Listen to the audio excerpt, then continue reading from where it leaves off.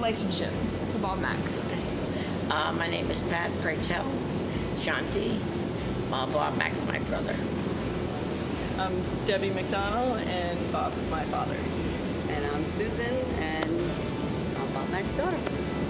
And I didn't have the honor of meeting him, so can you guys kind of tell me about him and who he was? All I could say, when we were little, we grew up in the city, in Queens, New York, and all we ever talked about was horses. From 7 or 8 years old, 9 years old. And then my uncle had a girlfriend that had a horse. It was the first horse we ever rode. And that's all we ever talked about. And then he went on to go rodeoing when he was like maybe, 18, 20, something like that. And came back and started with the reining and other things. And I got involved in business in the late 60s, early 70s in Calverton, New York, exercising racehorses, full-horse racehorses, and he did the reining horses, everything else, whatever it was. Did you other ladies have anything to add?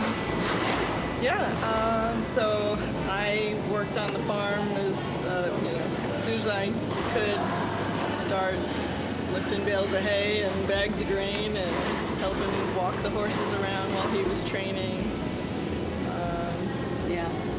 Did that up until I went to college. Yeah, I think that was all of our childhood. You worked on the farm. You learned Everything what sun up, sundown. What Right. sun up to sundown is like, and beyond, and just workhorse, right? Yeah. You know, I mean, I think it's something we've taken with us. Exactly. Into all of our lives. You go all in. Yeah, I always say that hard work is my superpower. Yeah, it's a superpower. We definitely learned that from him. Yeah, exactly. And I was thinking, never quit. Yeah.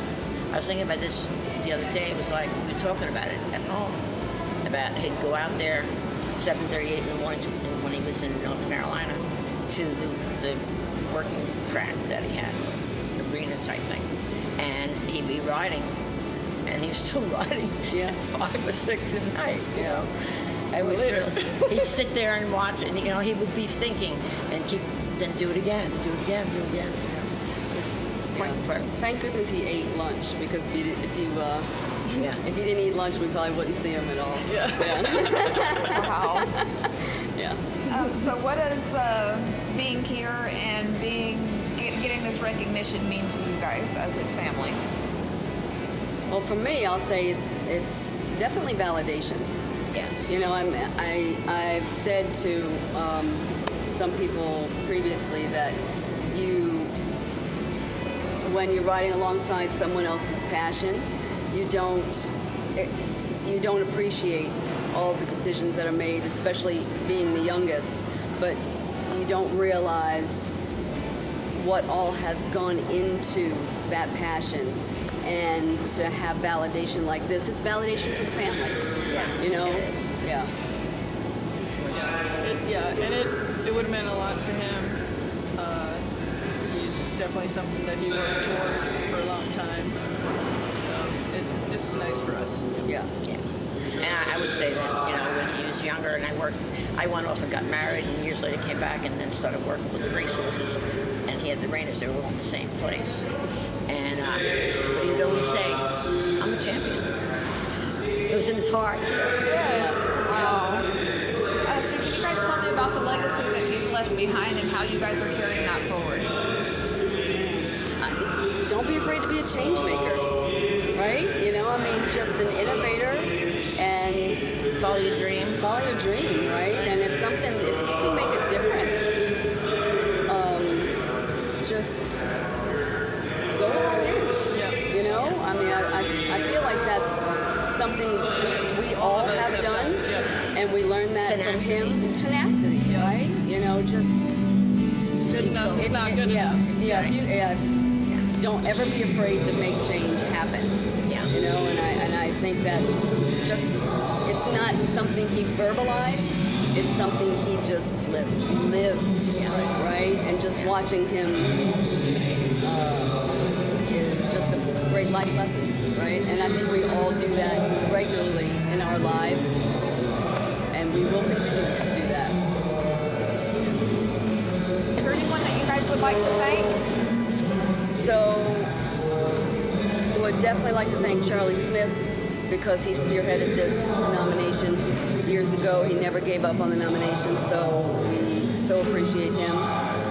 Certainly Mike Hancock, he's been a supporter of our dad for years. Colleen and Tim McQuay, they've been awesome supporters.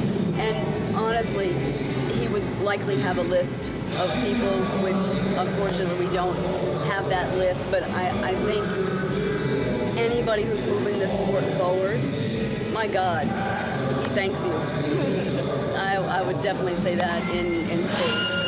Yeah. And I would say I'm thankful Bobby just continued. Yeah. Never stopped. Yeah.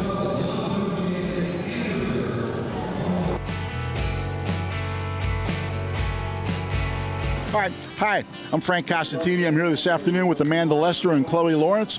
Amanda, you have some questions you'd like to ask Chloe and I as far as what we do with Markel? I sure do, Frank. So what all does Markel cover? We cover farms and ranches, equine mortality, commercial liability, and also autos.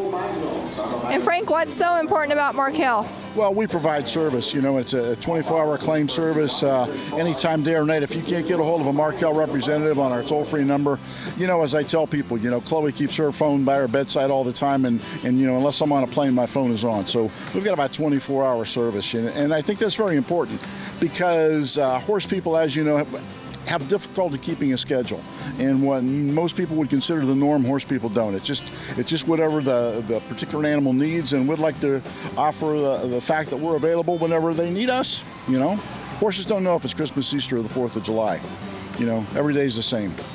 Well, Frank and Chloe, thank you guys so much for your time, and thank you for your sponsorship of Virtual Horse Help and other reining events and other shows and all that. You guys are a great part of this industry. Well, Amanda, we appreciate what you do, and with Virtual Horse Help, and also your contribution that you make, and the publicity you bring to companies like Markel and to people like Chloe and myself.